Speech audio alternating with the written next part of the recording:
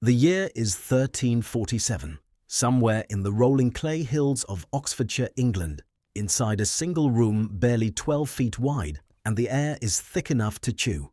Smoke hangs in a grey ceiling, about 4 feet off the ground, stinging the eyes of a woman kneeling by a fire pit, dug straight into the dirt floor, while somewhere behind her, in the dark, a pig shuffles its feet against the same packed earth she sleeps on every night. There is no window, no chimney, no separation between where the animals live and where the children sleep, and the smell is a mixture of wet straw, animal manure, tallow smoke, and unwashed bodies that would make a modern visitor gag within seconds. Now, here is the question nobody wants to ask out loud. If medieval life was this miserable inside a house, why did people spend centuries actively resisting the very inventions that would have made their homes safer, warmer, and cleaner? The answer to that question is stranger, crueler, and far more political than most people realize, and it starts with something as simple as a hole in the roof. To understand how bad it really was, you have to understand what a peasant house actually was before the late medieval period, because the word house is doing a lot of heavy lifting here. Across most of rural Europe, from the fens of East Anglia to the river valleys of Normandy to the mountain villages of Bavaria, the standard peasant dwelling for centuries was what historians now call a longhouse or a hall house, a single rectangular room, often no bigger than 400 square feet, shared by an entire family, and, a huge number of cases, by their livestock as well. Cows, pigs, goats, and chickens were not kept in a separate barn the way a modern person imagines a farm. They lived inside, usually at one end of the same room, partitioned off by nothing more than a low wooden rail or a row of stones, because their body heat was considered essential to keeping the humans alive through winter. In parts of Ireland and Wales, this arrangement, called a byre dwelling, persisted well into the 18th century. The floor beneath everyone's feet, human and animal alike, was almost always bare earth, sometimes mixed with ash or lime to harden it, but still porous enough to soak up spilled grease, urine and rainwater that seeped in under the walls during storms. Archaeologists excavating peasant house sites in places like Warren Percy in Yorkshire, a village that was continuously inhabited from the 9th century until its abandonment in the 15th, have found floor layers packed with parasite eggs, animal dung residue, and food waste, physical proof that the sanitary conditions historians once only guessed at were exactly as grim as imagined, if not worse. There was no chimney. This detail alone is worth sitting with for a moment, because it explains almost everything else about how miserable daily life inside these houses actually was. The fire, which was needed constantly for cooking, warmth, and light, burned in an open pit roughly in the center of the room, and the smoke was simply expected to rise and eventually find its way out through a small gap in the thatched roof, sometimes called a smoke hole or louve. In practice, this meant that for most of the day, especially in wet or windless weather, the entire upper half of the room was filled with a dense, eye-watering haze that coated the underside of the thatch in black soot, which is actually one reason we know so much about these houses today, because that soot preserved the roof timbers and gave archaeologists a way to date them. Children who grew up in these homes developed chronic coughs by the age of 5. Elderly relatives, who often slept closest to the fire because they felt the cold most, suffered from what we would now recognize as severe respiratory disease, though at the time it was simply called old age catching up with you. A Florentine merchant traveling through rural France in the 1300s wrote in his journal that the peasant houses he stayed in during bad weather left him coughing black phlegm for 2 days afterward, and he considered this a completely unremarkable, expected part of rural travel, not something worth complaining about, because everyone already knew that was just how a house smelled. Sleeping arrangements were equally brutal by modern standards. Most families did not have individual beds. Instead, they slept together on a raised platform or directly on a thick pile of straw called a pallet, often sharing a single blanket among 4, 5, or 6 people. Parents and children, and sometimes grandparents, packed into the same warm pile purely for survival. because separate sleeping meant freezing to death in a bad winter. In the coldest regions, like the mountain villages of the Alps or the exposed coastal areas of Scandinavia, families sometimes brought their animals even closer at night, letting a cow or a few sheep sleep directly against the wall shared with the sleeping area, using the animal's body heat as a kind of biological furnace. Fleas, lice, and bedbugs were not an occasional nuisance. They were a permanent accepted resident population, and medieval medical texts from the period contain detailed, almost resigned advice on how to manage lice infestations rather than eliminate them, because elimination was understood to be impossible. Hunger compounded all of this. In a poor harvest year, and there were poor harvest years constantly, the same one-room house that already reeked of smoke and animals became the site of slow, grinding starvation, with families rationing grain down to a single thin pottage a day, boiled oats or barley in water, sometimes stretched with foraged greens, tree bark or ground acorns when things got desperate enough. The Great Famine that struck northern Europe between 1315 and 1317, caused by years of relentless rain that rotted crops in the fields, is estimated to have killed somewhere between 10 and 15% of the population in affected regions, and it hit hardest exactly inside these small, damp, poorly heated houses where there was no reserve of food, no root cellar stocked for emergencies, nothing standing between a family and starvation except the next harvest. But something started to change, slowly, unevenly, and for reasons that had almost nothing to do with comfort and everything to do with money and status. The shift began not with the poorest peasants, but with slightly wealthier farmers, yeomen in England, labourers in France, free tenant farmers who had managed to accumulate a bit of surplus land or livestock and, crucially, had begun paying rent in cash instead of labour obligations to a lord.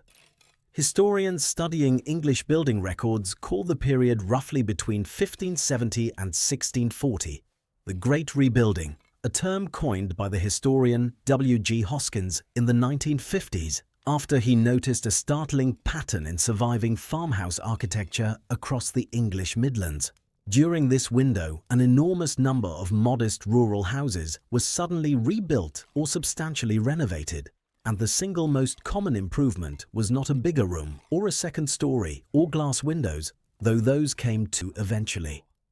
It was a chimney, a solid stone or brick chimney stack built against one wall with an actual fireplace instead of an open central hearth, and this single change did more to transform daily peasant life than almost any other domestic invention in the previous 500 years. Consider a specific family, the kind of household that shows up in surviving probate records from Warwickshire in the 1590s, a tenant farmer, his wife, and their 4 children working roughly 30 acres of leased land. Before the renovation, their smoke would have filled the entire house, forcing the family to live crouched below the smoke line for most of the winter, eyes constantly stinging, lungs constantly irritated.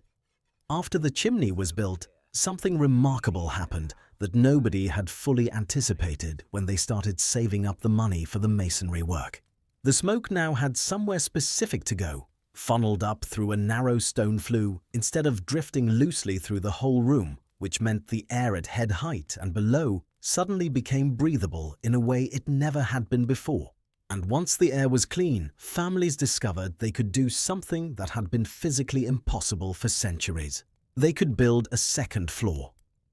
This is the moment the cascade really begins, because a functioning chimney did not just remove smoke, it fundamentally reorganized what a house could be.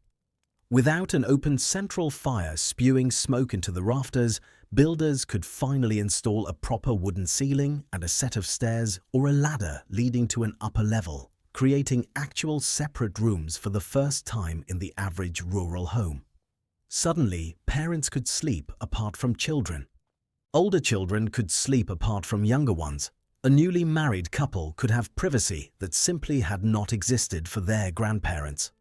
This sounds like a small architectural detail, but sociologists and historians studying the family structures of early modern Europe argue that this physical separation of sleeping spaces contributed directly to changing ideas about childhood, privacy, and even romantic intimacy within marriage, because for the first time, ordinary rural families had walls between generations, not just metaphorically, but literally. But what nobody expected was that clean indoor air and warmer, drier rooms would also change who survived childhood. Respiratory illness, which had quietly killed enormous numbers of infants and elderly people for centuries inside smoke-filled houses, began a slow decline in regions that adopted chimneys early, decades before anyone understood germ theory or had any scientific concept of what was actually happening. Parish death.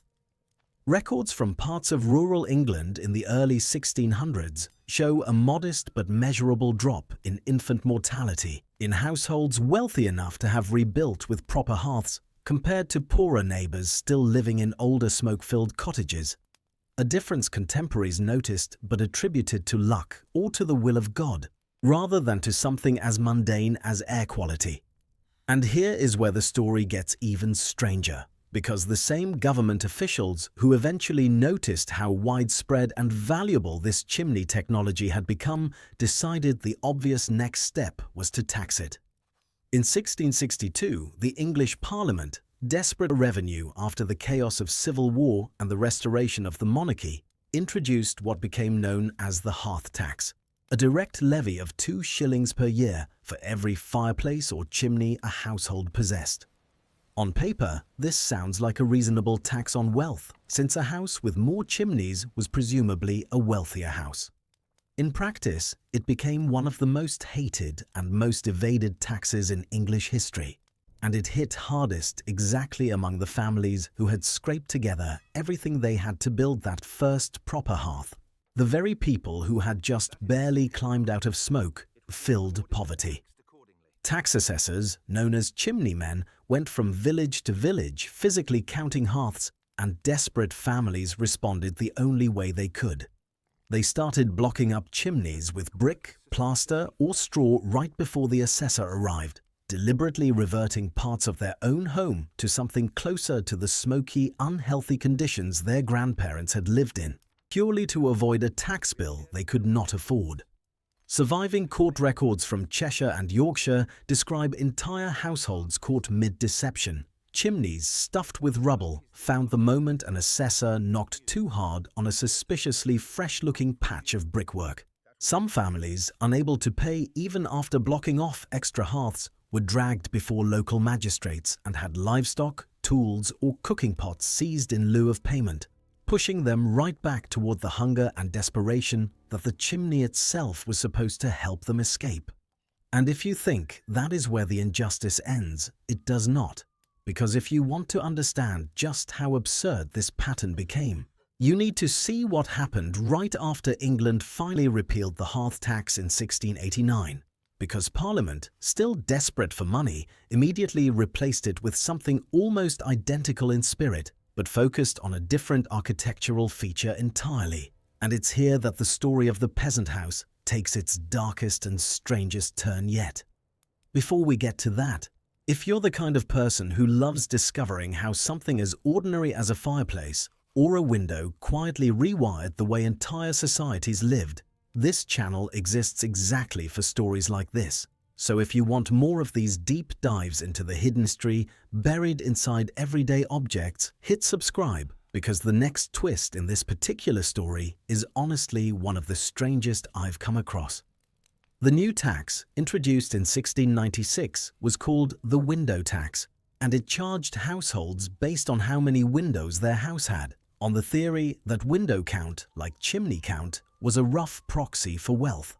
Once again, ordinary families responded with the same desperate ingenuity. And this time, the evidence is still visible today if you know what to look for. Walk through certain historic towns in England, places like Bath or parts of London's older districts, and you can still spot houses with window-shaped indentations in the brickwork, openings that were clearly designed to hold glass, but were instead bricked up entirely, permanently darkening rooms that had been built with natural light in mind, purely so the owner could avoid paying an extra tax on each pane. This is where the phrase daylight robbery is often said to originate, though historians debate the exact linguistic lineage, and regardless of the etymology, the practical effect was very real.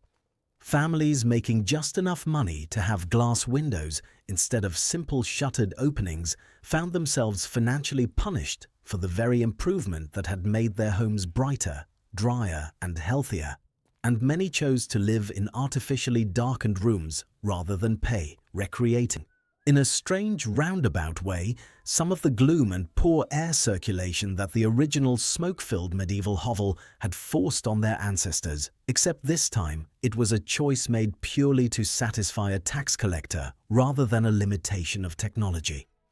The ripple effects went even further outward into questions of fuel, forestry, and eventually national energy policy, centuries before anyone used that phrase. As chimneys spread and people began burning wood in more efficient contained fireplaces rather than inefficient open pits, demand for firewood actually increased in many regions rather than decreasing, because families were now heating multiple rooms instead of just one central hearth, and because a properly drawing chimney burns fuel faster than a smouldering open fire that mostly just fills a room with smoke without generating much heat. In parts of England and the Low Countries, forests that had supplied firewood for centuries began showing serious signs of depletion by the 1600s, forcing many households, especially in cities and larger towns, to switch to coal instead, a transition that solved the immediate fuel shortage but introduced an entirely new problem: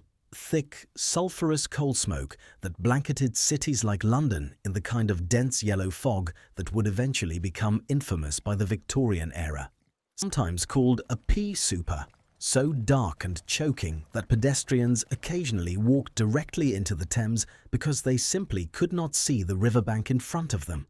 In other words, the very invention that had cleared smoke out of individual peasant homes eventually contributed, through a long, tangled chain of unintended consequences involving fuel scarcity and urban demand, to filling entire cities with an even more dangerous form of smoke a few centuries later. Now, let's return to the human cost, because underneath all these policy shifts and architectural changes, real families were living through genuine trauma. And one story in particular captures just how brutal this transition period could be for the people caught in the middle of it. Parish relief records from Lancashire in the 1670s describe a widow named, in the records, only as Goodwife Ashworth, left alone with 3 children after her husband died. From what the parish clerk recorded simply as a fever, almost certainly some form of respiratory infection common in poorly ventilated homes, she had inherited a small cottage with a single hearth that her husband had built years earlier, one of the proud improvements that had briefly lifted the family out of the smoke-choked poverty their own parents had lived in. But after her husband's death, she could not keep up with the hearth tax payments on her own, and when the chimney man came through the village, she reportedly begged him for an exemption on grounds of poverty and widowhood, a request the law technically allowed for households deemed unable to pay, but one that required documentation and local certification she did not have time or resources to arrange.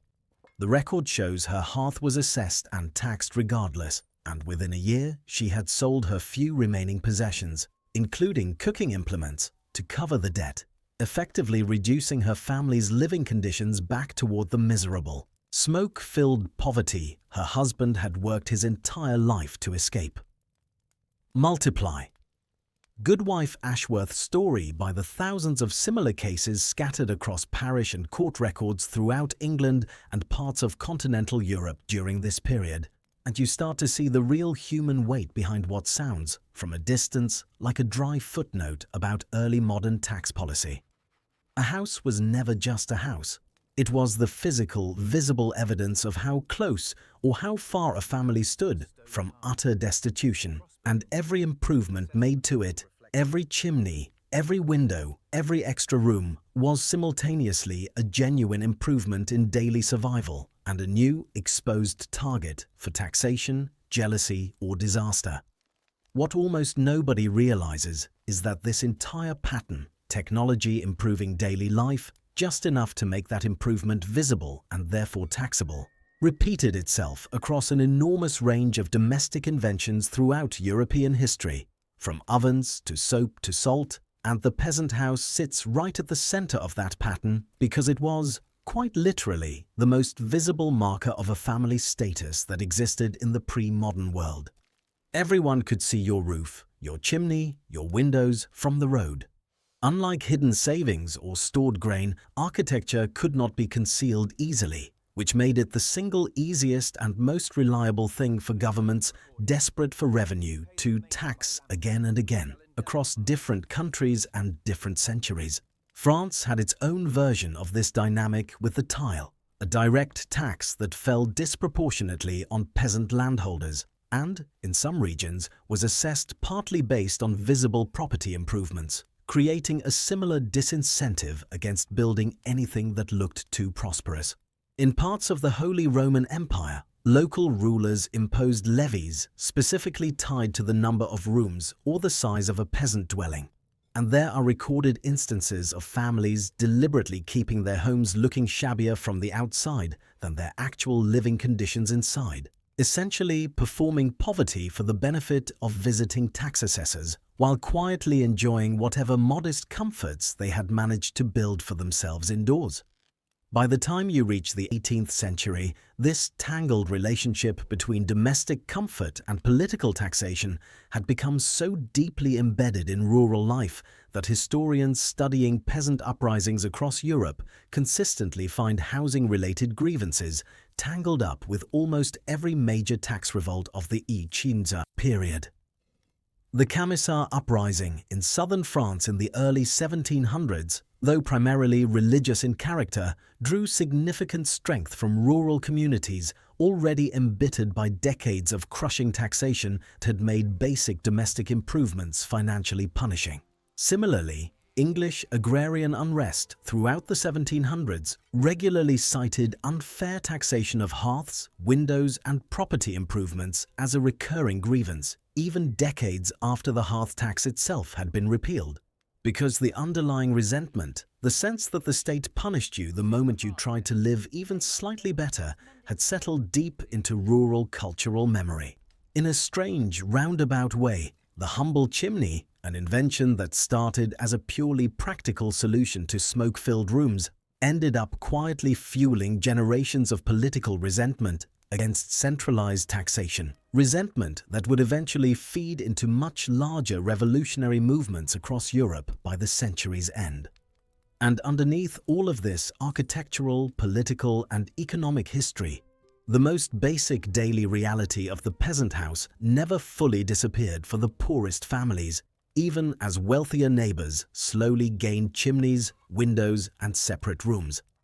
Right up through the 19th century, in the most impoverished corners of rural Ireland, Scotland, and parts of Eastern Europe, families were still recorded living in single-room cottages with dirt floors, minimal ventilation, and animals sharing the same living space. Conditions government inspectors touring rural Ireland in the 1840s, right before the devastating famine years, described in official reports with a kind of shocked, clinical detachment, noting that entire families of 6 or 7 were found sleeping on straw in windowless cabins alongside a single pig or cow, conditions barely distinguishable from descriptions of peasant housing written 500 years earlier. Progress, in other words, was never evenly distributed. The chimney, the window, the separate bedroom, all of these improvements spread outward from wealthier farmers and townspeople toward the poorest rural families at an agonizingly uneven pace, meaning that at any given moment in European history, between roughly 1400 and 1850, you could find households living in dramatically different centuries of domestic technology within a few miles of each other. Some family enjoying a glazed window and a proper hearth, while their neighbor down the same muddy lane still crouched below a smoke line in a house their great-grandparents would have recognized instantly. So go back now to that room in Oxfordshire in 1347, the woman kneeling by the open fire pit, the pig shuffling somewhere in the dark, the smoke hanging 4 feet off the ground and stinging every eye in the house. That single miserable scene, repeated in some form across millions of households for centuries, was not simply an unfortunate accident of poverty or a lack of imagination.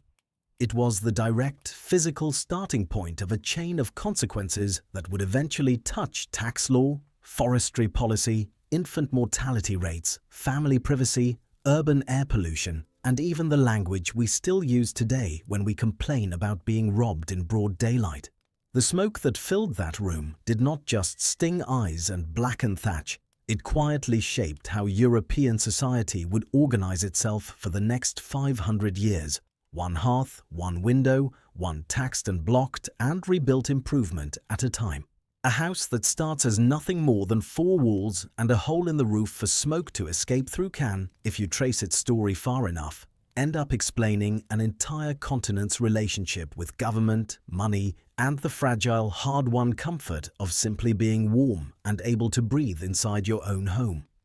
If this kind of story, the kind where one small, ordinary detail of daily life turns out to be tangled up in centuries of hidden consequences, is the kind of history you enjoy sinking into, make sure you're subscribed, because there are dozens more objects hiding stories just as strange as this one, waiting to be pulled apart piece by piece, and I'll see you in the next one.